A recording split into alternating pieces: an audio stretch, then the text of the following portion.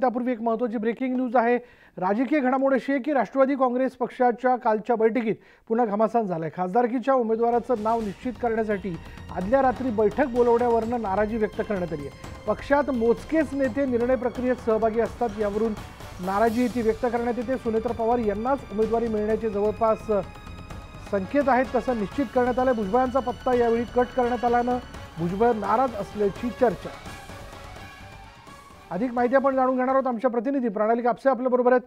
प्रणाली, हे तर सर्व श्रुत आहे की नाशिकची उमेदवारी मिळाल्यानंतर छगन भुजबळ हे खरं तर दिल्लीतल्या उमेदवारी करता इच्छुक आहेत। अशावेळी राज्यसभा त्यांच्याकरता सुवर्ण संधी आहे। पण कालच्या बैठकीत याबद्दल चर्चा झाली, नेमकं काय घडलं?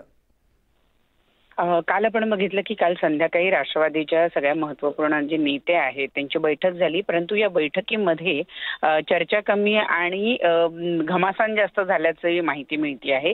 कारण या बैठकीमध्ये सातत्यानं सूर असाच दिसून आला की स्थानिक पातळीवरनं वेगवेगळ्या शहर कमिट्यांकडनं सुनेत्रा पवार यांनाच राज्यसभेची उमेदवारी द्यावी याबद्दल मत व्यक्त करण्यात आलं। ही नाराजी जी आहे भुजबळांची ती सुनेत्रा पवार यांना उमेदवारी देण्यावरून नसली तरी त्यांची नाराजी जी आहे ती पक्षामध्ये जे वरिष्ठ नेते आहेत त्यांना वारंवार जे डावललं जात आहे त्यावरून दिसून येत आहे। कुठेतरी नाराजी व्यक्त करण्यात आलेली आहे या ठिकाणी की काही मोजकेच नेते, म्हणजे मग ते प्रफुल्ल पटेल असतील किंवा सुनील तटकरे असतील आणि अजितदादा असे ते दोघे तिघेच मोजके जे नेते आहेत ते सगळे निर्णय घेतात।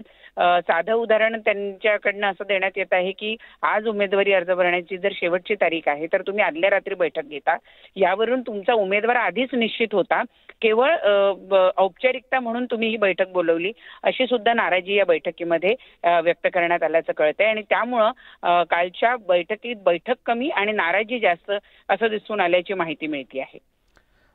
धन्यवाद प्रणाली या सगळ्या तपशिलाबद्दल।